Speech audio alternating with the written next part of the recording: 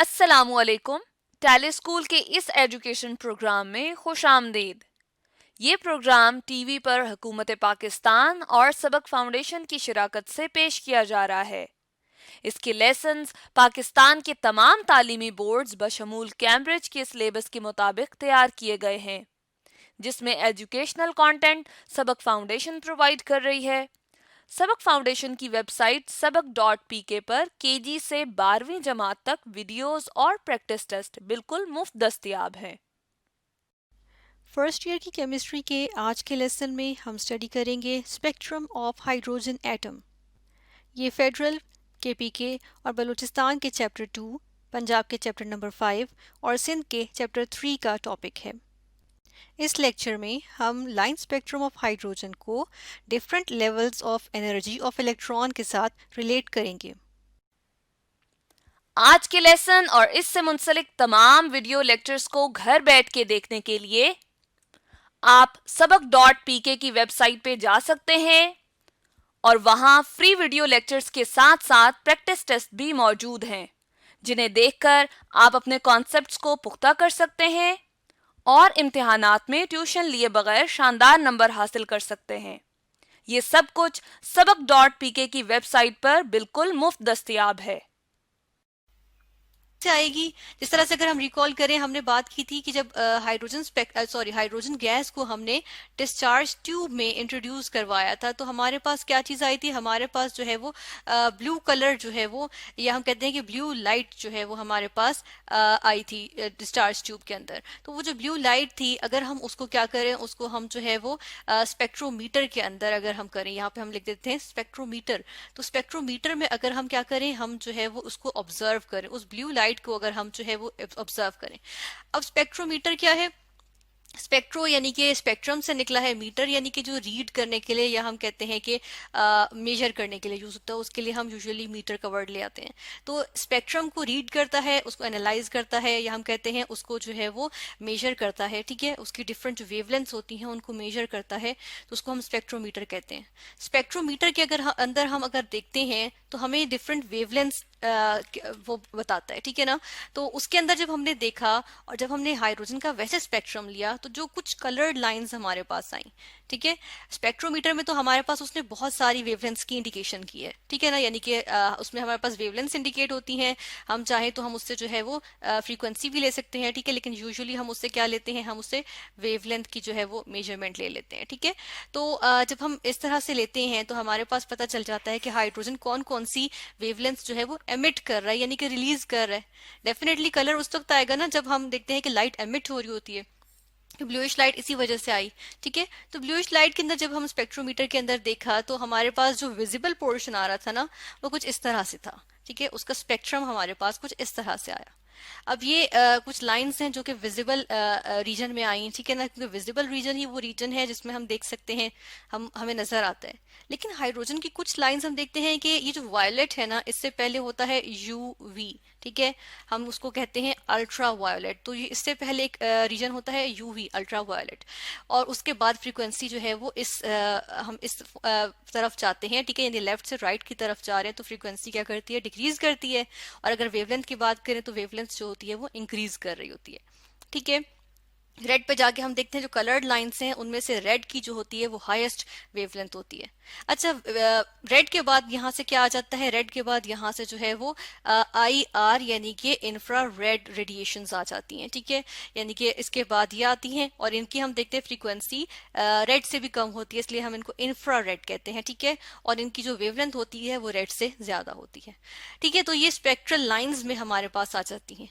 कुछ लाइंस हमने देखा कि यूवी रेज में भी, यूवी रीजन में भी फॉल कर रही थी, विजिबल में तो हमें नजर आ ही गई, और कुछ जो है वो आईआर रेडिएशन रीजन में भी फॉल कर रही थी। तो इसका जब हम देखेंगे तो इसको हम किस तरह से देखेंगे कि हमें पता चला कि देखिए, हमने जो स्पेक्ट्रम की बात की थी वो क्या बात की थी कि एक न्यूक्लियस है। ठीक है, इसके अराउंड क्या है, इसके अराउंड जो है वो ऑर्बिट्स हैं। हम इस तरह से ऑर्बिट्स की बात कर लेते हैं, या हम कहते हैं एनर्जी लेवल्स हैं, ठीक है। ये हमने दो बना लिए हैं और बाकियों को हम हाफ बना रहे हैं, ठीक है। इस तरह से ये इस तरह से मौजूद होते हैं। अब देखिए एक इलेक्ट्रॉन जो इसके अंदर रिवॉल्व कर रहा है, फर्ज करें यहाँ पर था, उसको जब मैंने एनर्जी दी तो जितनी एनर्जी दी होगी उसके अकॉर्डिंग वो जंप मार के चला जाएगा। हो सकता है वो नेक्स्ट हायर शेल में चला जाए, हो सकता है वो नेक्स्ट के बाद जो शेल है उसमें चला जाए, ठीक है, हायर शेल। हो सकता है वो उससे भी दूर चला जाए, हो सकता है वो उससे भी ज्यादा दूर चला जाए, ठीक है ना। तो ये एनर्जी पे डिपेंड करता है मैंने इसको कितनी एनर्जी दी। लेकिन यही इलेक्ट्रॉन देखें, जब अगर ये इलेक्ट्रॉन यहां तक चला गया था, तो जब इसने वापस यहाँ पर आना है, ठीक है, चले यहाँ नहीं आ रहा, ये अपने ही फौरन बाद वाले पे जा रहा है, किसी भी अपने से लोअर शेल पे जाएगा ये, तो ये क्या करेगा, ये जब भी जंप मार के वापस जाएगा तो वो एनर्जी जो उसने उस वक्त ली थी ना जंप मारने के लिए, वो इसको वापस करनी पड़ेगी। तो ये एच म्यू हम यहाँ पर लिख देते हैं, एच न्यू, इसका मतलब है कि ये एनर्जी रिलीज करेगा, ये जो इलेक्ट्रॉन है, ठीक है। और जब ये इलेक्ट्रॉन एनर्जी रिलीज करेगा तो ये एनर्जी जो है इसकी कोई वेवलेंथ होगी, ठीक है। न्यू है ना, इसकी कोई न्यू मतलब फ्रीक्वेंसी, यानी कि ये ई इक्वल्स एच न्यू, ठीक है। तो हम कहते हैं कि ये जो फ्रीक्वेंसी है ये ये हमारे पास स्पेक्ट्रम पे होनी चाहिए, ठीक है। तो इस तरह से हमें पता चलता है। तो इस तरह उसको जब हम मेजर करते हैं स्पेक्ट्रोमीटर में तो हमें पता चल जाता है कि वो किस रीजन में फॉल करती है। जिस तरह से हमें अगर हम यहाँ से देखें तो हमें पता है कि 400 नैनोमीटर्स ये वेवलेंथ की हमारे पास यूनिट आ जाता है, नैनोमीटर्स, ठीक है, बहुत छोटा यूनिट होता है, से लेके हमारे पास क्या आ जाती है 700, अप्रोक्सीमेटली 700 नैनोमीटर्स तक जो है वो हमारे पास विजिबल रीजन आ जाता है। इसके दरमियान में अगर वो वेवलेंथ या फ्रीक्वेंसी फॉल करेगी तो हम देखते हैं कि वो क्या होगी, वो हमारे पास विजिबल हो जाएगी, यानी कि ये जो रेडिएशन इमिट हो रही है ना ये हमें नजर आएगी, जिस तरह हमें ब्लूइश लाइट नजर आई थी, ठीक है। फिर हम ये देख लेते हैं कि इसकी कुछ हमारे पास जो है ये लाइंस जो है ना इनको स्पेक्ट्रल लाइंस कहते हैं। अब यूवी और आईआर में भी स्पेक्ट्रल लाइंस आई होंगी, ठीक है।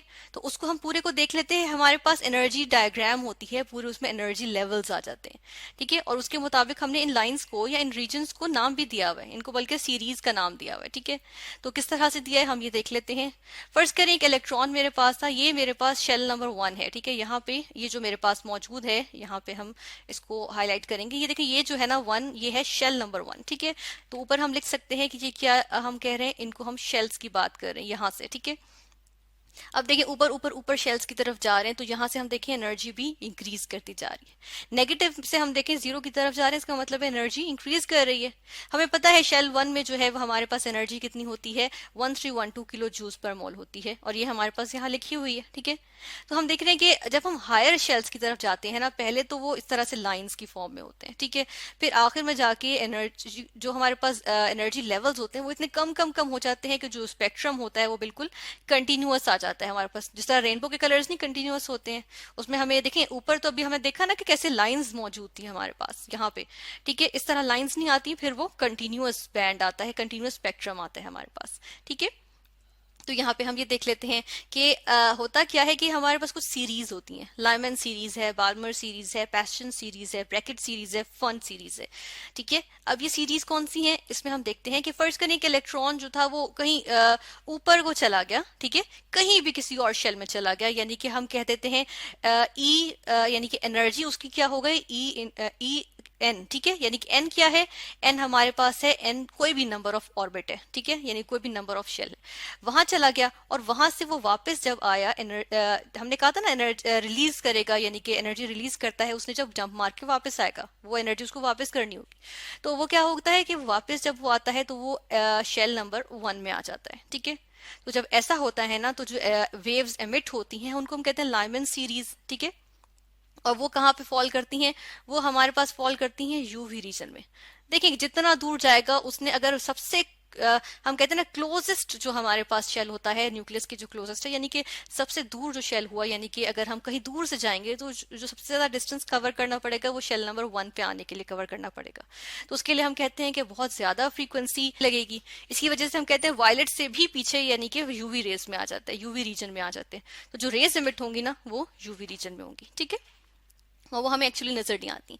फिर हम देखते हैं कि अगर वो कहीं से भी, यानी कि ई एन उसकी एनर्जी थी, वहां से कहीं से भी ये कहाँ पे जंप मार के वापस आ रहा है, ये शेल नंबर 2 में वापस आ रहा है। तो ये जो रेज एमिट करेगा वो एक्चुअली विजिबल रीजन में एमिट करता है, ठीक है। और जिस तरह से यहाँ पर हम देख भी रहे हैं, और इसको हम जो है वो थोड़ा सा डिटेल से भी स्टडी अभी करेंगे, लेकिन हम ये देखते हैं कि वो विजिबल रीजन में फॉल करती हैं उसकी रेडिएशंस जो एमिट होती हैं। जिस तरह से रेड होती है, ग्रीन, ब्लू होती है, और एक जो है वो वायलेट में भी आती है, तो वो बाल्मर सीरीज कहलाती है, ठीक है। नेक्स्ट हम देखते हैं कि अगर वो ई एन में जो है वो किसी भी ऑर्बिट से, किसी भी शेल से वो कहाँ पे आके फॉल करता है, वो आके फॉल करता है थर्ड ऑर्बिट में, ठीक है। और जो एनर्जी रिलीज करेगा वो, तो उसको हम कहते हैं कि वो उस इतनी ज्यादा, देखें ये तो बहुत ज्यादा फ्रीक्वेंसी की थी, कि उससे कम फ्रीक्वेंसी की थी, कि उससे भी कम फ्रीक्वेंसी की है। तो देखें आई आर हमने कहा था कि रेड से भी कम फ्रीक्वेंसी की जो होगी वो इंफ्रारेड होगी, तो ये इंफ्रारेड रीजन में फॉल करेगा, ठीक है। नेक्स्ट हमारे पास जो है वो ब्रैकेट सीरीज आ जाती है, जब हम कहते हैं कि ई एन से जो है वो किसी भी ऑर्बिट से जो है, यानी ऊपर के हायर किसी भी ऑर्बिट से वो किस में आ रहा है, वो शेल नंबर 4 में फॉल कर रहा है, जंप मार के वापस आ रहा है। तो जो एनर्जी एमिट होगी वो किस में होगी, यहाँ पर भी वो आई आर रीजन में होगी, ठीक है।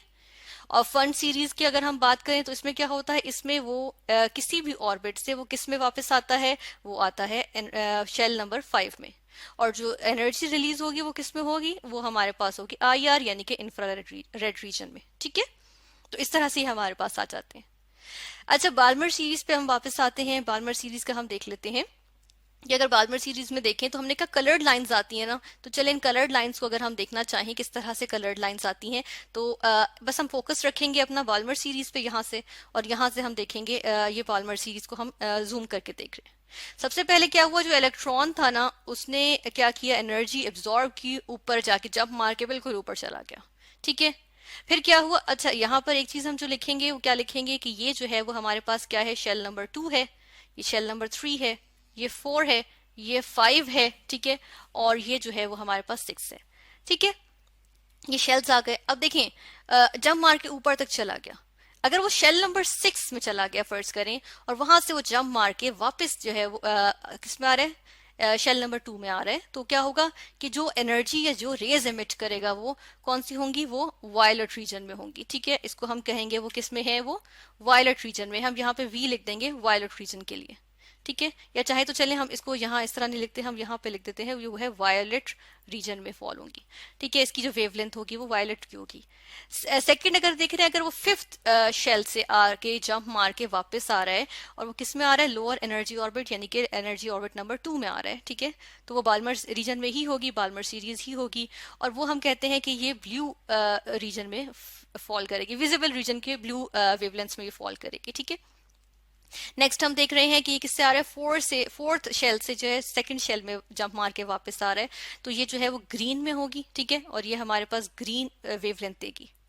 और एक हमारे पास होता है कि जब वो सबसे छोटे, यानी कि देखें 3 से 2 के दरमियान में डिस्टेंस बहुत कम है ना, यानी कि एनर्जी ज्यादा नहीं, इसका मतलब है कि ज्यादा एनर्जी नहीं ली थी उसने ऊपर जाने के लिए, थोड़ी सी एनर्जी लेके वो 3 शेल में चला गया था, थर्ड शेल में, और वहां से वापस जो है वो आया है उतनी ही एनर्जी वापस करके, ठीक है। जब उसने वो वाली एनर्जी वापस की है, तो वो एनर्जी उसने वापस की मतलब एनर्जी रिलीज कर दी है, और जो या एमिट कर दी है। अब वो एनर्जी रिलीज की है या एमिट की है, हम देखते हैं कि वो कम है ना, और हम कहते हैं E इक्वल्स एच न्यू, यानी कि एनर्जी कम है तो फ्रीक्वेंसी कम है, और सबसे कम फ्रीक्वेंसी विजिबल रीजन में रेड की होती है, तो ये हमारे पास क्या आ गया, ये आखिरी जो फॉल करती है वो रेड में फॉल करती है, ठीक है ना। इस तरह से आ गया।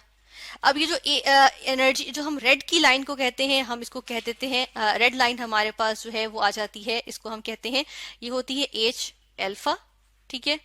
उसके बाद जो हमारे पास ग्रीन लाइन आती है, इसको हम कहते हैं एच बीटा, ठीक है। नेक्स्ट हमारे पास ब्लू लाइन आती है, ब्लू लाइन को हम कहते हैं एच गैमा, ठीक है ना। और जो हमारे पास आ जाती है लास्ट लाइन, उसको हम कहते हैं एच, और इसको हम कहते हैं डेल्टा, ठीक है। इसको हम इस तरह से लिखते हैं एच डेल्टा, सॉरी ये डेल्टा नहीं है, इस तरह से चलेगा, ठीक है, एच डेल्टा।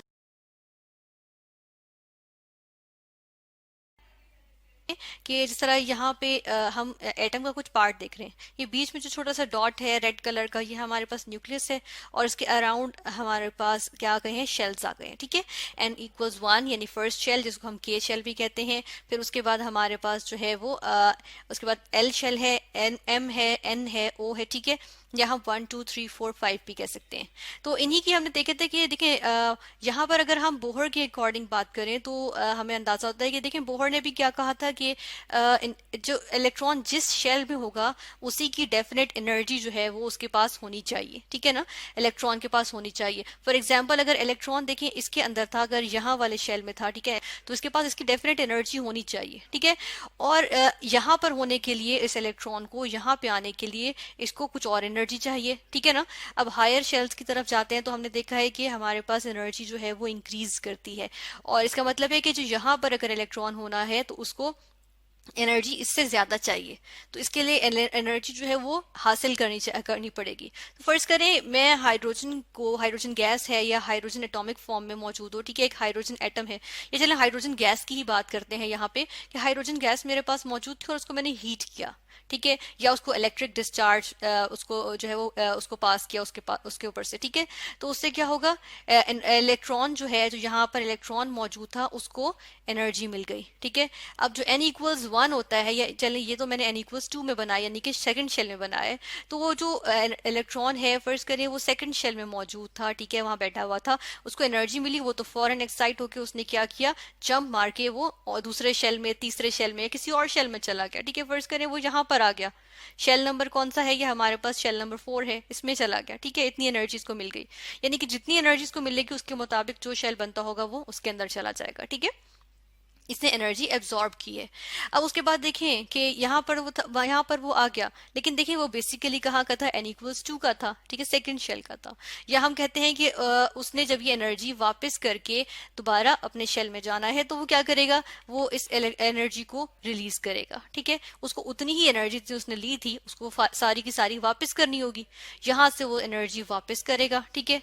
अब जो वापस करके वो शेल नंबर 2 में आएगा तो वो कुछ एनर्जी जो है वो रिलीज करेगा, और यही बात है, यही कंसेप्ट है जो कि किसने दिया था, ये कंसेप्ट बोहर ने भी दिया था, ठीक है, और ये कंसेप्ट बोहर का कंसेप्ट है, ठीक है, जिसके अकॉर्डिंग हम हाइड्रोजन स्पेक्ट्रम देख रहे हैं। फिर इसमें ये देखें कि फर्ज करें n=1 जो बिल्कुल रेड डॉट के बिल्कुल फौरन बाद एक छोटा सा शेल बना हुआ है, अगर इसमें आ रहे हैं तो जो लाइंस रिलीज हो रही हैं वो लायमैन सीरीज की लाइंस हैं, जो कि शेल नंबर 2 में आ रही हैं, यानी कि इलेक्ट्रॉन अगर जंप मार के शेल नंबर 2 में आके ले करता है, ठीक है, लाई करता है, तो हम कहते हैं कि वो जो एनर्जी या हम कहते हैं रेडिएशन एमिट होंगी वो बार्मर सीरीज में आती हैं, ठीक है। शेल 3 में अगर वो लाई करेगा जाके बैठेगा तो क्या होगा, पैस्टन सीरीज होगी, और अगर वो किसी भी हायर ऑर्बिटल से शेल नंबर 4 में आके जो है वो लाई करता है तो वो जो है वो जो एनर्जी एमिट करेगा, रेडिएशन एमिट करेगा, वो ब्रैकेट सीरीज में जाएंगी, ठीक है, यानी कि उस सीरीज में वो रिलीज होंगी। और फर्न सीरीज है, ये अगर इलेक्ट्रॉन आके कहाँ पे लाई करता है, शेल नंबर 5 में किसी भी हायर ऑर्बिट से। तो ये हमने देखा था। चलते हैं इस टेबल में, हमारे पास कुछ वैल्यूज दी हुई हैं, ठीक है, वेवलेंथ के लिहाज से दी हुई है, यानी कि अगर एनर्जी हम कहते हैं ना कि यहाँ पे एक चीज देखेंगे कि एनर्जी अगर इंक्रीज कर रही है ई एनर्जी के लिए, और ये अगर इंक्रीज कर रही है तो होता क्या है, होता ये है कि जो हमारे पास वेवलेंथ है वो क्या कर रही होती है, डिक्रीज, या डिक्रीज के लिए हम लिख रहे हैं, ठीक है, यानी एनर्जी अगर इंक्रीज कर रही है इसका मतलब वेवलेंथ उस रेडिएशन की जिसकी एनर्जी ज्यादा है उसकी वेवलेंथ कम होगी, ठीक है, इन शॉर्ट हम ये कह सकते हैं। तो इसमें हम देख लेते हैं, यहाँ पे हम बात करेंगे लायमन सीरीज की। फर्स्ट ऑफ ऑल बात करेंगे, देखिए 6th शेल बहुत ऊपर का शेल है, वहां से ट्रांजिशन कहाँ हुई, वापस इलेक्ट्रॉन जो है शेल नंबर 1 में आया। शेल 1 में जब भी इलेक्ट्रॉन आएगा किसी भी हायर शेल से तो वो लायमन सीरीज में फॉल करेगा, और जो स्पेक्ट्रम होगा हमारे पास, जो रीजन होगा या जो कलर होगा, कलर तो एक्चुअली हमें नजर नहीं आएगा लेकिन वो हमारे पास अल्ट्रा वायलेट रेडिएशन या अल्ट्रा वायलेट रेडिएशन एमिट करेगा या अल्ट्रा वायलेट रीजन में ये फॉल करेगा, ठीक है। तो ये लायमन सीरीज हमारे पास अल्ट्रा वायलेट रेडिएशन रीजन में आ गई, और इसकी वेवलेंथ हम देख रहे हैं कि देखें 6th शेल से फर्स्ट शेल में आ रहा है, बहुत ज्यादा एनर्जी लगेगी, यानी कि बहुत हायर शेल से एक लोअर शेल, बिल्कुल लोएस्ट शेल में आ रहा है ना, तो हम देखते हैं कि क्या होता है, बहुत ज्यादा एनर्जी चाहिए ना उसको वापस आने के लिए, वो जितनी एनर्जी, इतनी ढेर सारी एनर्जी उसने ली थी 6th शेल में जंप मारने के लिए, तो उसको वो वापस करके आना है। तो वो जो एनर्जी अब उसने वापस की तो वो उसने एमिट करके वापस की। अब वो जब उसने एमिट की है तो हम देख रहे हैं कि एनर्जी बहुत ज्यादा है, जब एनर्जी बहुत ज्यादा हो तो वेवलेंथ जो है वो कम होती है, तो इसीलिए हम देख रहे हैं कि लोअर शेल से जब लोएस्ट शेल पे जाता है, ठीक है, यानी कि 6th 5th 4th 3rd या सेकंड शेल से फर्स्ट शेल पे जा रहा है, तो हमारे पास एनर्जी तो कम होती है ना, लेकिन वेवलेंथ जो है वो इंक्रीज कर रही है।